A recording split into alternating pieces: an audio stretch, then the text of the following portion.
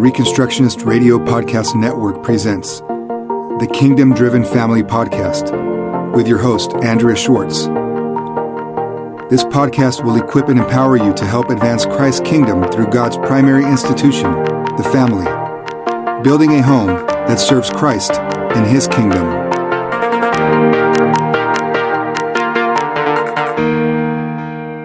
Hello again to the Kingdom Driven Family Podcast. Today's guest is Joaquin Fernandez, who is a husband, a father whose family homeschools, and a filmmaker and documentarian. His most recent work that you might be familiar with go back a couple of years when he participated in the documentary Indoctrination. And he's currently finishing up a documentary on the opioid crisis that faces our country. If you've seen any documentaries on the opioid crisis, a lot of them will point things out. And if they even bother to have a proposed solution, that solution is usually very statist-oriented. Well, Joaquin's film talks about biblical solutions in as much as the application of methods that are in line with God's word and are actually successful. And as we get into talking about the film a little bit later, he'll go into the specifics of what got him involved in this documentary. Welcome, Joaquin. Thank you, Andrea. Thank you so much for having me on your show again. I'm going to turn it over to you, sort of orient people to what the opioid crisis is, what it's an opioid, and how did America get to a point where we're facing this kind of crisis? Opium is a substance that comes from the poppy flower, and it is grown in different parts of the world. It has a history of thousands of years, used as a way of dealing with pain, and I should say physical pain and emotional pain, and also as a recreational drug. So it has a long history. You could just look it up online. And so there were even the opium wars back between the United Kingdom and China, I believe it was, and all kinds of things throughout history you can see. But one of the things that has been derived from the opium has been painkillers. So in this country, opium became sort of mainstream in the news a little bit before that when, well, actually, after the Civil War, there was a so-called soldier's disease. Many believe and have documented that because of people being given morphine for pain, they became addicted to it. Morphine is a derivative of opium. Then more recently, perhaps after the Vietnam War, many of our soldiers were fighting in Vietnam and were using drugs there, illicit drugs, heroin. And so they were using heroin, and the fear was that they were going to come back to the States after the war and we would have a big epidemic. Interestingly, that did not happen. 95% of the soldiers who came back with a heroin problem kind of kicked the habit, so to speak. So it did not become the problem that the government feared that it would be, which is kind of an interesting point we can talk about later about why that was, and as contrasted with today's sort of conventional wisdom that, once you're an addict, always an addict. But we can talk about that later if you like. And then heroin was used as a drug within certain subsets of society, culture, musicians, artists, and there's a whole literary anthology on heroin by users and whatnot. Now, more recently, this epidemic that we're in the middle of was by and large originated by the overprescribing of painkillers. So up until the late 80s, opioids, and this is drugs for chronic pain, so people with cancer or people with severe pain, they were prescribed very carefully, very conservatively by doctors. Then there was a move, and they actually called it like an opiophobia, where doctors were afraid of prescribing painkillers. And there was a narrative, which now we know was coming from the pharmaceutical companies and doctors on the payroll of these pharmaceutical companies, to talk doctors into not having this phobia of prescribing pain. And actually, it was sort of a patient's right not to have pain. If you're old enough, you'll remember the introduction of these faces, like a happy face and a sad face. And there was a, what's your pain level from 1 to 10? And so it became almost a fifth vital sign. And so people were asked, even the way that you were triaged in an emergency room or whatever was based on your pain. So they would take your blood pressure, your temperature, et cetera, and then also what's your pain level. Now, of course, that's completely subjective because you could say it's a 10 or you could say it's a 3. They're not really measuring it with tools or tests. They're just taking your word for it. Let me interrupt for a second here because that's very interesting because that was not the case when I was younger. Right, I was born in the 50s and grew up in my grammar school years in the 60s and graduated high school in the early 70s. And my father was a physician, and the pain scale was not anything that was ever presented to somebody.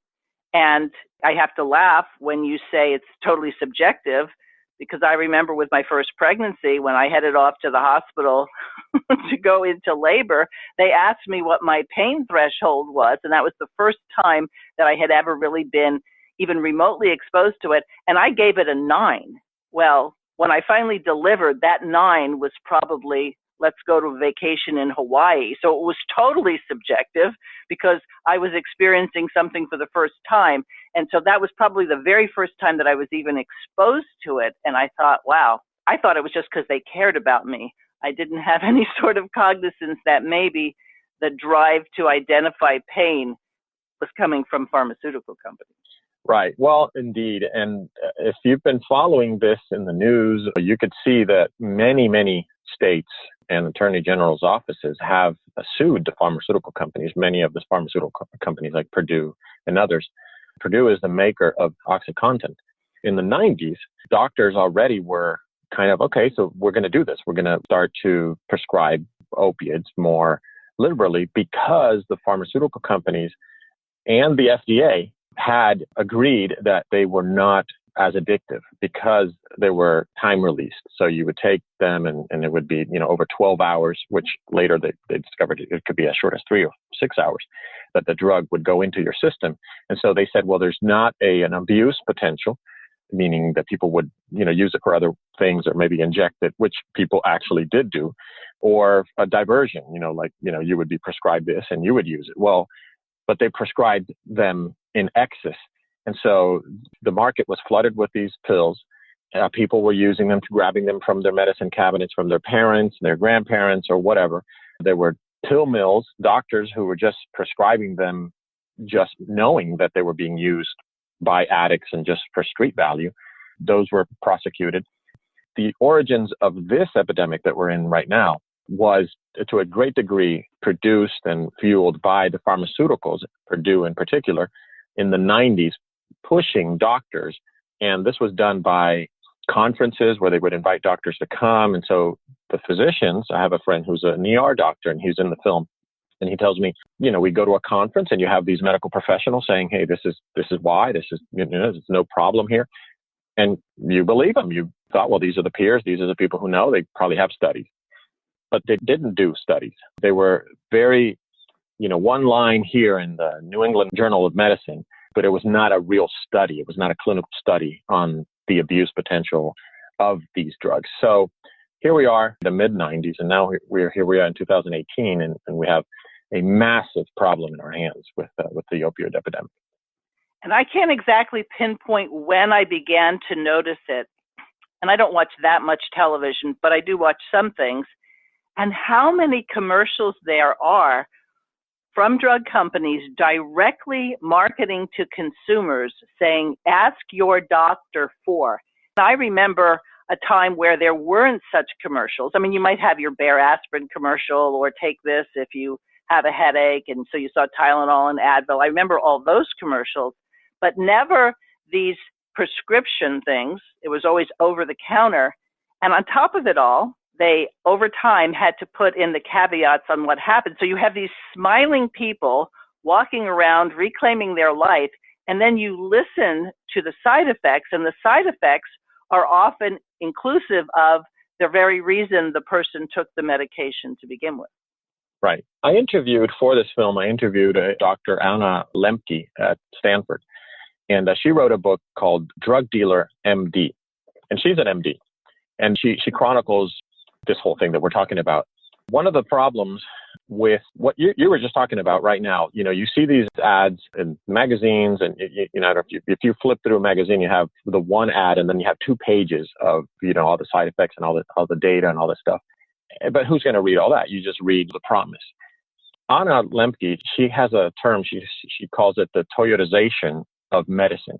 And my friend who's an ER doctor tells me the same thing. He says the practice of medicine has become, because of insurance companies, because of all kinds of things, has become industrialized in the sense that, you only have 15 minutes with a patient. You don't really know what's going on. You don't know if they're having problems in their family or depression.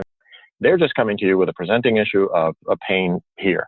And so doctors are well-meaning. They really they went into medicine for the most part because they want to help people and they want to provide care. And so well-intended, they go, here, I prescribe this for you because, you're in pain. And I don't think that it has, abuse potential or that it's going to become an addiction problem for you, but they don't understand the whole person behind it. And so because it's industrialized and it's quick and you don't have time to spend with each patient, that's a far cry from our doctor when we were kids. And in some communities where that doctor knew you and maybe, they were there when you were born or, they've seen your history, sort of the family doctor. And that's no longer the case pretty much anywhere now in the States. Exactly. My dad was a physician, and he was the kind of physician that would make house calls. And he knew his patients, and his patients always knew that they could call him up and he would respond. And there was much greater dimension to helping your patients than just prescribing things. It's not that doctors didn't prescribe things then, they did, but sometimes my father would tell someone, you need to lose weight, or you need to stop smoking, or you need to de-stress your life somewhat. So it really was, as you pointed out, a holistic approach. And unfortunately today, with that 15-minute window that the doctor has, because medicine then becomes insurance driven, when people do become addicted, isn't the solution to give them another drug rather than to get to the source of the addiction? That's exactly right. And one more comment on that. The doctor now doesn't know if you had a death in the family, if you're going through divorce, if you've been through some traumatic experience. They don't know any of that. And so they don't know that perhaps you're medicating something other than that physical pain that you have. One of the questions you and I discussed prior was the issue of what are some of the gateway drugs to opioids, right? Because you sometimes think, well, it could be marijuana, that's the problem. And so we're legalizing marijuana in different states, and that's going to be a problem for the opioid epidemic. It's not going to help, it's going to hurt. Or alcohol, pills, like we discussed before, and even recreational. Kids now, they use pills more than beer in many cases, so when they get together, they're popping pills that they found. In fact, someone just told me the other day, they call them Skittles parties. The kids, they get medicine from wherever and they put them in a bowl and they start popping pills, which is very frightening. But really, if you think about it, I want to say maybe it's not a gateway drug, but the gateway to this kind of dependency beyond the overprescribing of the painkillers that we discussed just now is isolation, alienation, this emotional pain, depression. When you look at opioid use and heroin in particular, and by the way, a lot of people start with pills and then, the doctors see, okay, this person is continually coming back with supposed pain and I'm going to stop doing it. And now, of course, with this whole epidemic and the media and the government and everybody talking about it, doctors now are not prescribing as much. But nonetheless, when you can't get a prescription anymore, you can't get pills, you go to heroin because it's cheaper and you can get it on the street and you get a higher high. And so that's how people end up using heroin. But whatever the case, it is a way to isolate yourself, a way to separate yourself from the pain, the emotional pain, the different kinds of pain that you are experiencing as a human being. And that's where Christians come in, because I think that we alone have the answer to all of society's problems, but in particular, the problem of pain. C.S. Lewis wrote a book called The Problem of Pain, and he talks about pain, and so many others have written about pain. And pain is a good thing. Pain is it's a reminder and is an alert that something's wrong. In fact, there's a doctor who was a missionary in India who wrote a book together with, I think, Philip Yancey. And in this book, I think it's called The Gift of Pain. And in this book, he says, if you dream of a place where there is no pain, he says, I've actually been there. It's called a leper's colony. Lepers don't feel pain. And that's the problem. They gnaw their fingers and bones are exposed because they don't feel pain, and then they damage themselves. And that's how they lose, parts of their body. And so this is not a good thing. You want to have pain. Pain is instructive. Pain is something that is sanctifying.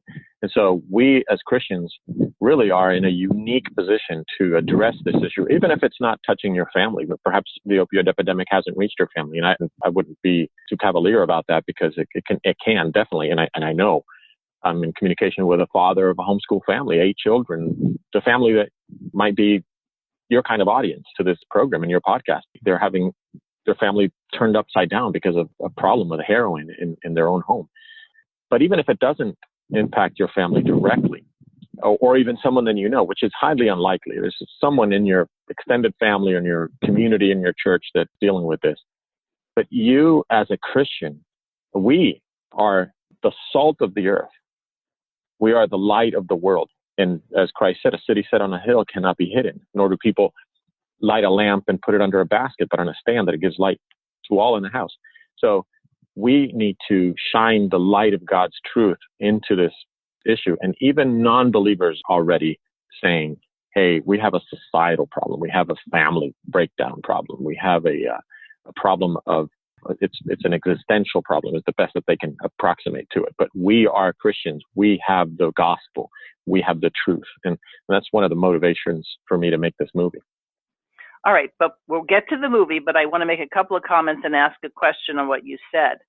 So this really is a theological issue, because most things will have their roots in a religious world and life view. So number one, we have a society that's been taught pain is bad. You don't want your pain to be a 10. You want it to be a 0 or a 1. So we don't have a good view of pain. And of course, if you separate yourself from the gospel, it was because of the sin, the guilt, and the pain that Jesus Christ, God, the second person of the Trinity, took on human flesh and paid the price. So the fact that people feel guilty is actually a good response to their sin. And in a lot of cases, people medicate themselves when they don't want to confront their own sin. And if we don't even have a definition of sin, if we don't even have a concept, which certainly within our schools, our state schools, there isn't a concept of there's an unchanging standard, and when you deviate from that standard, either by acts of commission or acts of omission, that there are consequences. So in a lot of ways, it sounds like as a society, we have moved into, you have a problem? Oh, take this. And sometimes the take this is the medication, sometimes it's alcohol, sometimes it's food. So opioid isn't the only epidemic. We have an obesity epidemic. We have a health crisis that a lot of people are walking around either diabetic or pre-diabetic. And we have an influx of greater incidences of cancer and heart disease and Alzheimer's. So in dealing with the opioid crisis, if we actually get the axe to the root, we more than likely will be able to identify the issues on these other epidemics as well. Indeed, yes. And you're absolutely right about that. This movie, and we'll talk about it later, in it I've had the opportunity to interview all kinds of people, and I'm 50 plus interviews. One of those interviewees, and I just want to point out two to kind of address what you're pointing out. One is Sam Quinones. Now, Sam Quinones, I don't know. I don't think he's a believer. He may have faith. He's not a Christian in the way that you and I would say. And but he wrote this book, Dreamland: The True Tale of America's Opioid Epidemic, and it's a bestseller. And he's been before Congress testifying, and he's been at the White House, and so he's a kind of a go-to person when it comes to this. In his afterword, and this is what really attracted me to interviewing him. He says this, if you'll let me read something. He says, as a country, we acted as if consumption and the accumulation of stuff was the path to happiness. So this is a theological question, like you're saying. We leave family Thanksgivings to go stand in line to buy products, Xboxes, tablets, and the like, that keep us isolated and that poison our kids. And we go do it as if we had no choice in the matter. We have built isolation into our suburbs and called it prosperity. Added to that mix is the expansion of technology that connects us to the world, but separates us from our next door neighbor. And then later he says, heroin is, I believe, the final expression of values we have fostered for 35 years. It turns every addict into narcissistic, self-absorbed, solitary hyper-consumers. A life that finds opiates turns away from family and community and devotes itself entirely to self-gratification by buying and consuming one product, the drug that makes being alone not just all right, but preferable. Now, when you think about that, and this is not a theologian, and another gentleman that I was blessed to be able to interview is Kent Dunnington, who's a professor and the chair of philosophy at Biola University outside of LA. And he wrote a book called Addiction and Virtue, Beyond the Models of Disease and Choice. And in his book, he talks about something that perhaps you and I can talk about in a moment. But for right now, he talks about addiction as a prophetic challenge. And so he says addicts are kind of these accidental prophets in the sense that they don't speak for God necessarily, but they are heralds of problem. We have a crisis, and it's a problem with humanity, with our heart. And here are the addicts, because like you said, these may be heroin addicts, but there are sexual addictions, there are gambling addictions, there are eating addictions, there are smartphone addictions, there's all kinds of addictions. And there are drug addiction and alcohol, of course, and substance abuse. So these addicts are a clarion call to us to say, wake up. In Ephesians 5:11 and through 16, Paul says, awake, O sleeper, and arise from the dead, and Christ will shine on you. Look carefully, then, how you walk, not as unwise, but as wise, making the best use of the time because the days are evil. So we're living in days that are evil. We are seeing people being destroyed by this epidemic and this addiction. But we are the light, and we need to let the light of Christ shine on them. And they are actually calling us to do that. I don't know what other call we need to say it is time for Christians to deal with this from a theological perspective, from a ministry perspective. One of the other things that Kent points out, and he asks, is what kind of church do we need to be where addicts can come in, and not just come into the congregation, but come into our community of faith and feel that they're not different from us in our humanity. He says, sometimes churches think what we're going to do recovery, we're going to create some kind of program to reach out to these people, rather than saying, no, we are a people in recovery because we're being sanctified. We were broken. Such were some of us, just like them. Rather than having a program and people feeling like, I don't fit in, I don't dress like that.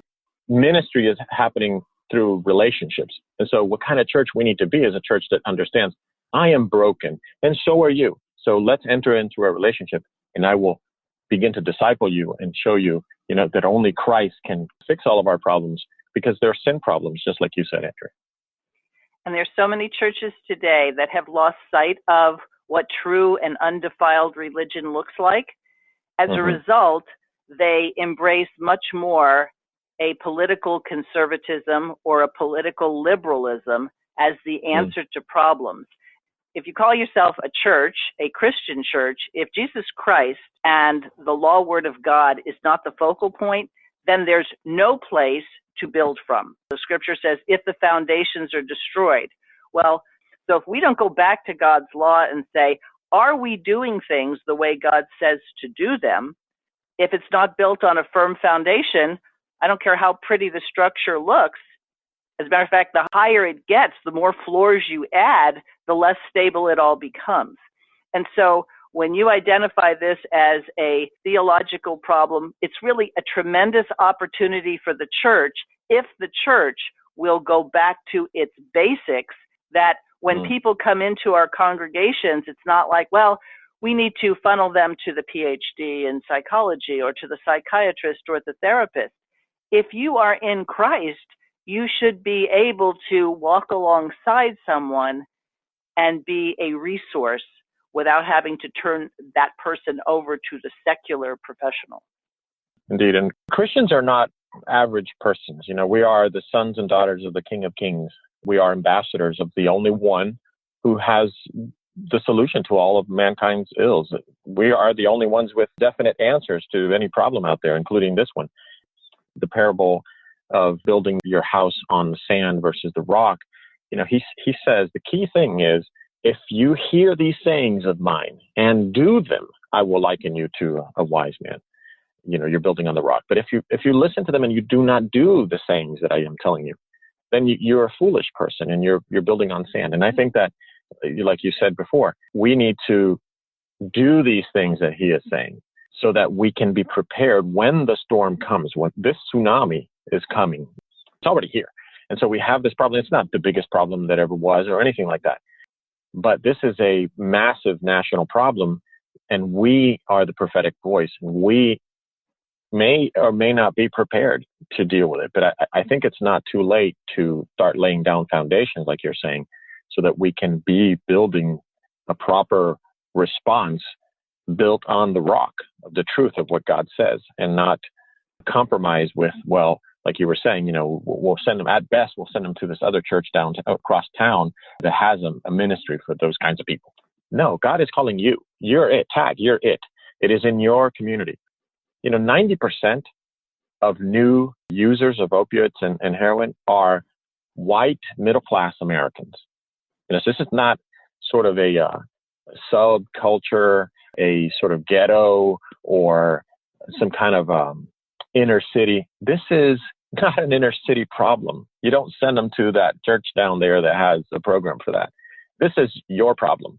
And so you need to be prepared as a church to deal with this in a way that is compassionate, in a way that it is effective, that is informed. And there are resources out there. There are books. There are programs. So really, we have no excuse. Are you interested in Christian education? Would you like to learn how to be a Christian teacher or how to run your very own Christian school with success? The GCS Apprenticeship Program can help. Learn more on our website at gcsapprenticeship.com. All right, so let's segue into the film, Hero in America, which is a play on words because heroine could be heroine. So it's either Hero in America or Hero in America, because you highlight a person who is doing and was doing just what you said. So why don't you tell us about the film and the person who's highlighted in the film and the political shenanigans that happen surrounding all that? Right. Well, Martin Selbrede is how I found out about Dr. Kishore, Kunjamurtala Kishore. He is a doctor in the Boston area in Massachusetts. And so Martin, several years ago, got wind of Dr. Kishore and began writing the articles that many of the people who read Faith for All of Life are very familiar with.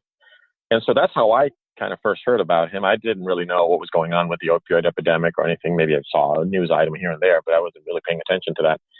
And then, of course, this was several years ago, and you could sort of ignore it. So I read Martin's first, second, third articles around there, and I messaged him.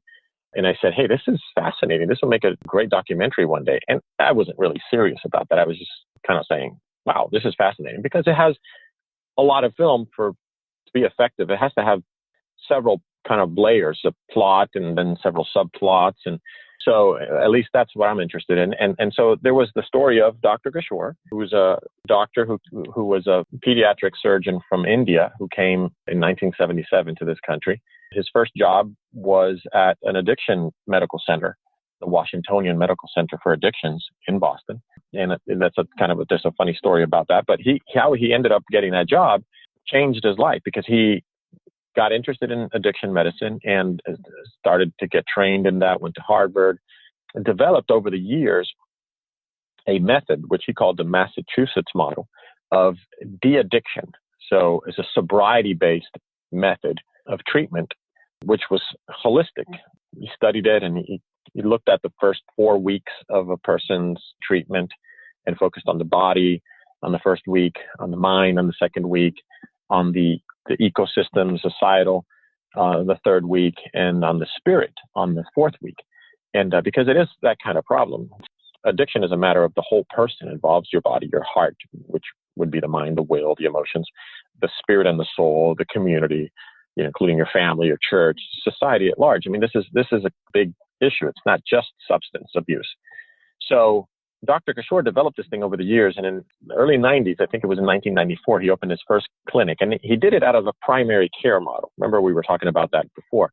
A primary care model, not an addiction place where you would go, if you have an addiction problem, you go over there and, to a treatment place, a detox place or whatever. But he's talking about the stigma. Well, those are places of stigma because you go there if you have a drug problem. But if you go to a primary care doctor, you might be sitting next to a person who brought their kid because they have an ear infection or the flu or whatever.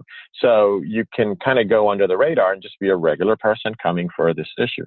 Plus, if you're coming to a primary care doctor, well, you have other problems like everybody else has issues. And that's why we go to the doctor. And so this relationship grows over time. Once you get help and you are, quote unquote, cured from your substance abuse or your addiction, and there's always relapse, to be expected and all that, like in anything else, cancer or the flu or whatever. You're going to get back, and you have to work with this over time. And that's the beauty of having a primary care physician who knows you and who's treating you for other things, because if something flares up, they're there to treat you. So Dr. Kishore developed this method, and it grew. The zenith of it, he had 42 clinics, 52 facilities in total across the Commonwealth of Massachusetts. So as Martin chronicled in his magazines, Dr. Kishore came into some trouble with the district attorney's office in Massachusetts. At the time, Martha Copley was the attorney general. And so they started to investigate him. And, it's a complicated thing. We can, if you want to talk about that, I can kind of describe that, but it's a little bit complicated to explain, and I can make it succinctly. But to answer your question about Dr. Kishore, he is a pioneer in addiction medicine, and sadly, his treatment method, which I think can still be a game changer in how the nation addresses and thinks about the treatment side of this opioid epidemic, sadly was buried and left basically for dead. And many, many, many, many thousands of people were left without treatment overnight when all his clinics were closed. At this point, he had to close some because Mass Health cutting the payments, and so he had to close about a dozen or so clinics leading up to this indictment, all these indictments that he got in the prosecution from the DA's office, and then they closed his clinics overnight, and those were 29 clinics. So by means of summation, because as the person who has jumped into this story, you obviously have hours of comments that you could make. Is it a stretch to say he was demonstrating success, and those who benefit from addicts who don't come off their addictions, who have to have a substitute drug, which when the drug companies provide this to state agencies, so I think it's methadone or other things that, okay, we don't want you on heroin, but we'll give you this methadone that you will come and on a regular basis. That is it a stretch to say that the pharmaceutical company said this guy has to be stopped? Well, it wasn't really the pharmaceutical companies. There was a firm. Dr. Kishore, as all addiction treatment facilities have to do drug tests. That's how you find out if the person, has been using drugs while they're in treatment. So he would do drug tests as needed. And sometimes it would be three times a week or whatever. And so he had his own clinics and his own labs. So there was a lab corporation that wanted his business, plain and simple. And this lab corporation was notorious for suing other lab companies to get them in litigation and, kind of get them out of business. And so they wanted his business. That's really how this whole thing started, on the one hand. On the other hand, you have embarrassment from the state-sponsored methadone clinics. Their success rate is in the 5 percentile. Some say 2%, some say 7%. So let's say 5% success rate, meaning sobriety measured in sobriety, or in fact, their measurements are participation. They're not even sobriety based, because methadone or Suboxone, but methadone is another opiate. So you get addicted to it as well. And so they call it replacement therapy. So basically you are on, let's say, heroin or any kind of other, opiates, pills or whatnot. And so you have withdrawals, because if you don't take it, then you get all these withdrawals, and that's why you take more, and then your body gets used to that and have you take even more to get the high that you were having before. And then this is like a snowballing effect. So if you want to get off of that, the methadone model is, well, we'll replace that drug for this drug. And so now we're going to try to wean you off over time from methadone, but you come every day and you take this cup, whatever, 120 milligrams or whatever the prescription is for you. And then you have to come every day and you take this thing. And so you're basically dependent upon that now and enslaved to go to the clinic and take it, because they're not going to give it to you so that you can take it home and then sell it or something. You have to take it there at the clinic daily. So Dr. Kishore did not use opiates or narcotics. And that's one of the reasons why communities wanted him. While in other places, methadone clinics destroy neighborhoods because they attract dealers, drug addicts, all kinds of problems, because they give out narcotics. Dr. Kishore's clinics did not give out narcotics. They didn't use that. He used a drug called Vivitrol, which is naltrexone, which is a monthly injection.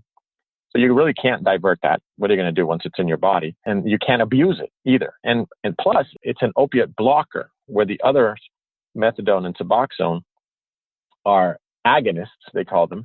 This one is an antagonist. So basically, it does a number on you. You cannot get high. If you are on Vivitrol, it blocks the receptors in your brain that respond to opiates. So if you were to go use heroin, you would feel nothing. So it's a waste of your money. Plus, it deals with the craving. So over time, people were getting healthy. They were getting their lives back. They were becoming productive citizens. And Dr. Kishore's treatment was comprehensive. There were many more facets to that beyond the Vivitrol shot.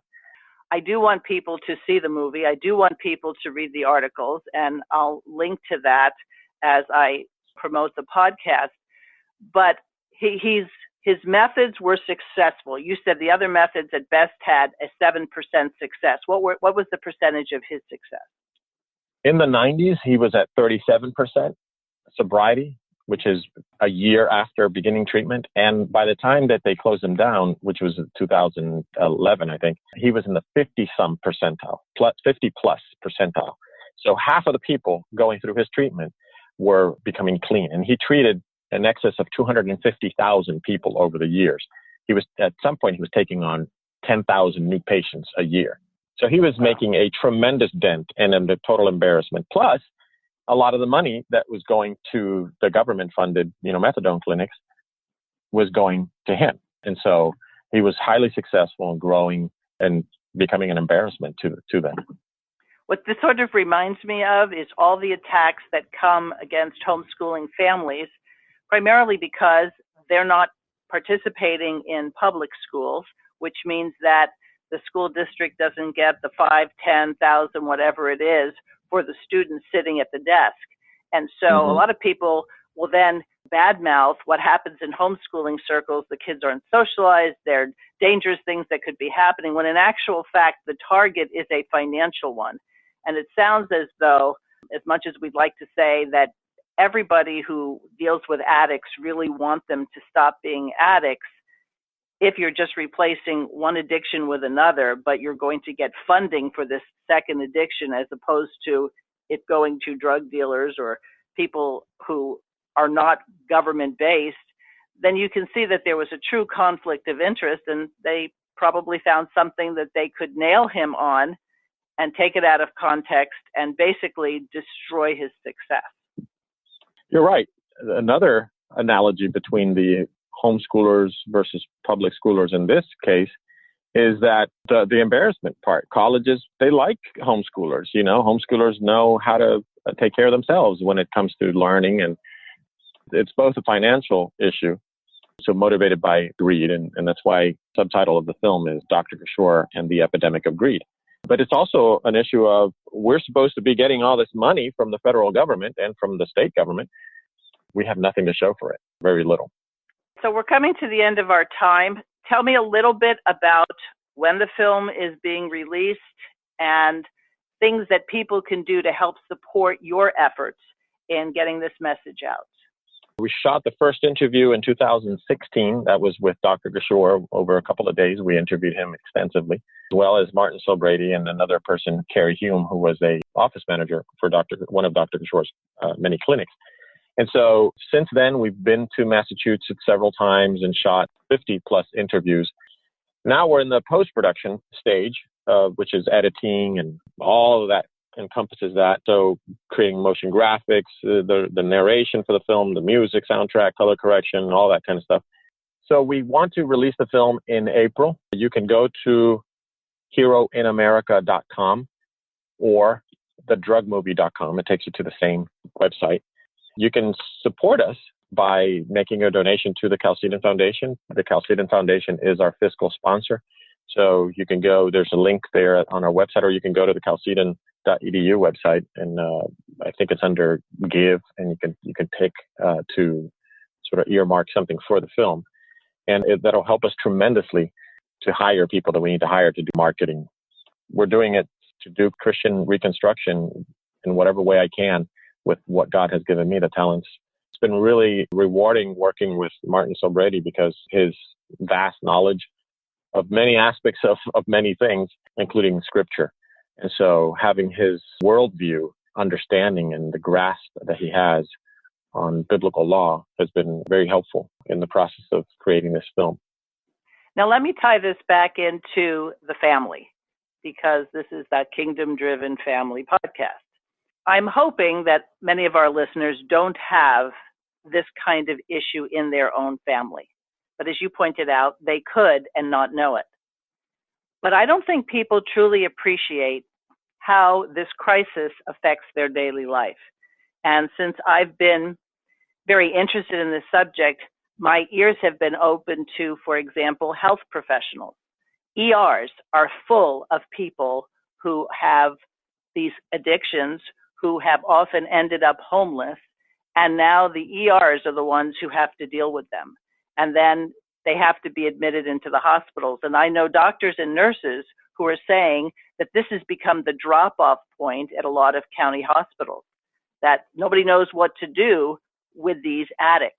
And I've talked to people in law enforcement, or I've talked to others who have talked to people in law enforcement, and I heard of a story just recently of a totally addicted woman who was walking around the parking lot where policemen park their cars before they go to work, and she was peeling off the registration stickers because she could sell those in order to make money for her addiction.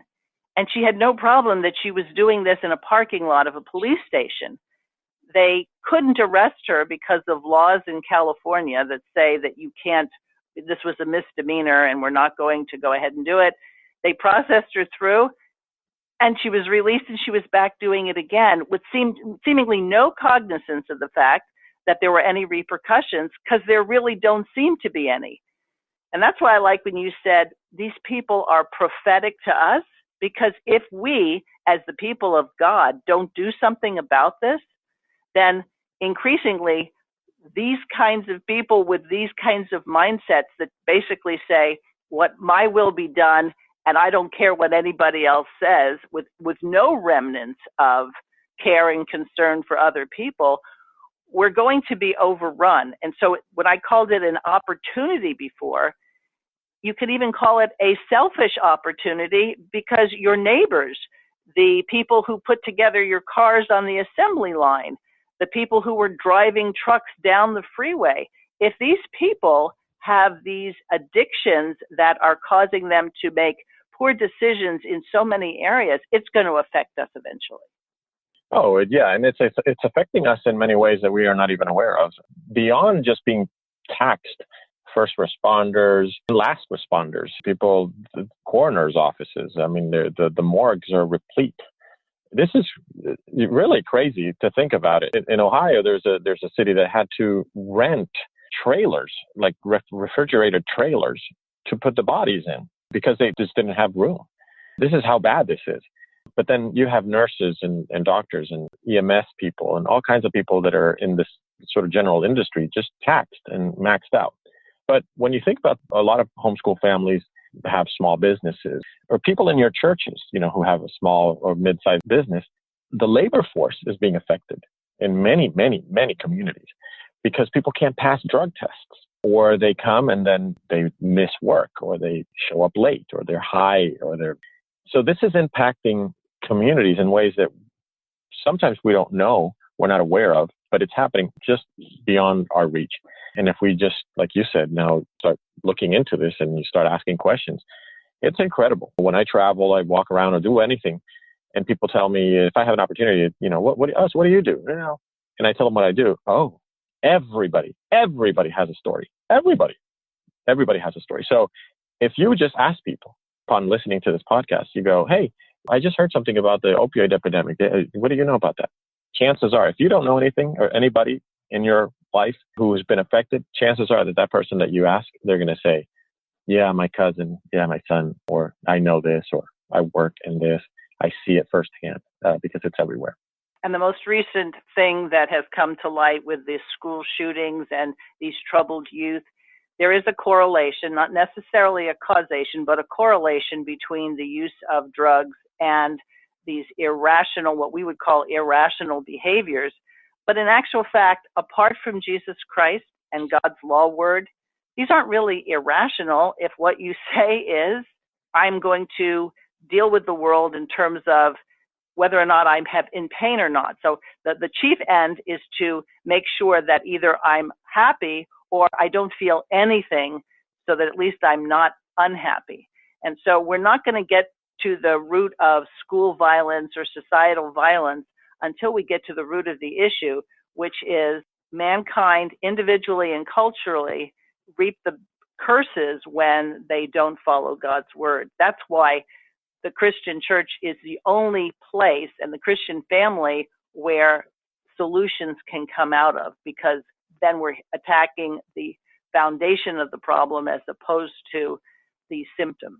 Another thing briefly that you might think about this as a homeschool parent who interacts with non-homeschool parents with kids in the public schools is Sam Quinones, the author of Dreamland. In his afterword, he asks, and I'm quoting from his book, he says, I wish someone would study the incidence of opioid addiction as teens and young adults of people who as kids were diagnosed with ADHD and prescribed drugs like Adderall. And in fact, this lady, Anna Lemke at Stanford, I think is looking into that. And when you talk to your friends and neighbors or people at church, some of their kids might be on Ritalin or Adderall. And that's a concern, because if you think, A, the answer to this problem is a pill, well, guess what? The answer to that problem over there is also a pill. Or B, you might actually become addicted and dependent. If not addicted, there's a dependency on a certain, medicating that you're going to be more prone to do as an adult. And so these are conversations that you can have. And also, we know that most of these school murders are done by people, mostly male, almost entirely boys, who are on psychotropic drugs. So this is not only a topic of conversation that you can have with friends and neighbors, but it's also something that you may want to look into as a homeschool parent, are thinking, well, I'm going to homeschool the primary years, and then I'm going to send them to the school for high school or whatever. These are things that you need to be thinking about, because, and even as homeschool parents, do you keep your kids indoors mostly? Do you let them run? Are you in a co-op? Are they with other kids, interacting? And because again, isolation, alienation is the breeding ground for this kind of addiction that really is a form of worship, because it is seeing in this experience of being high almost a spiritual experience of, some addicts have described it, being embraced. It's what I was looking for all my life. And they feel that, this is bliss. And it's a counterfeit, no wonder. It's pharmakia, which is idolatry. Really, it's witchcraft. So the opportunity for the people of God is to recognize that in Christ and as part of our Great Commission, we are to help people with those aspects of life where they have a counterfeit God, whether it's themselves or another religion that doesn't acknowledge the true God. And I think your film and the articles that you basically were the inspiration for you doing this film, along with a sincere and orthodox view of God's word being the only solution to the problems mankind faces, I think we can get a lot of people on board and not feeling as though they need to defer to experts. In a very real sense, we can all become experts. Indeed. I covet your audience's prayers If they want to support our work, I'd welcome that as well. And pray that God would use this film to, on the one hand, vindicate Dr. Kishore, and on the other hand, broadcast a model of treatment that may very well be a game changer in today's problem that we're facing, this opioid epidemic. But more importantly, that a Christian film does that is a testimony to the light of the gospel and to Christians being the salt and light and being ambassadors of Christ in this world. And so I would just covet your prayers that we would be able to do this in a way and find the audience, and it may have an impact far beyond what we've even dreamt of, and all to the glory of God. Thank you for joining Andrea Schwartz and the Kingdom Driven Family Podcast, holding up the family and self-government as a true and lasting means of transforming society. Please visit thekingdomdrivenfamily.com and reconstructionistradio.com